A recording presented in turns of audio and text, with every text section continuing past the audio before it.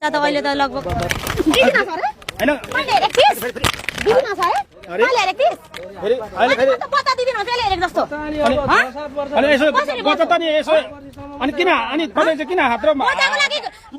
कहाँनिर बच्चाको लागि तपाईँले कति दुःख गरेछ यहाँ देख्नु ल यता सुन अनि बच्चाको दिनहरू मलाई सुट्दैन नि अनि किन अनि हात चाहिँ किन यहाँ लागेन मेरो यहाँ घाउ भयो अब यहाँनिर मलाई मलमपट्टि लगाइदिनु कति पैसा चाहिएको मलाई 25 लाख जति हुनुपर्छ 25 लाख मेरो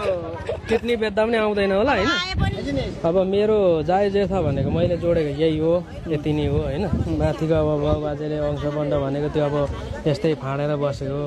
जंगल हैन त्यो पनि कुन दिन समितिले हान्छ त्यो थाहा हुँदैन तपाईहरुलाई थाहा भएको कुरा यो समिति भित्रको कुराहरु हैन सरकारले अनि अर्को कुरो मैले एउटा खाइ नखाइ जोडेको यति हो एउटा घर बनाएको छ अब छोराछोरी उहीसँग बस्छ भने यदि भोलि कानुनी निकायले नै उसलाई छुटाउँछ भने कति के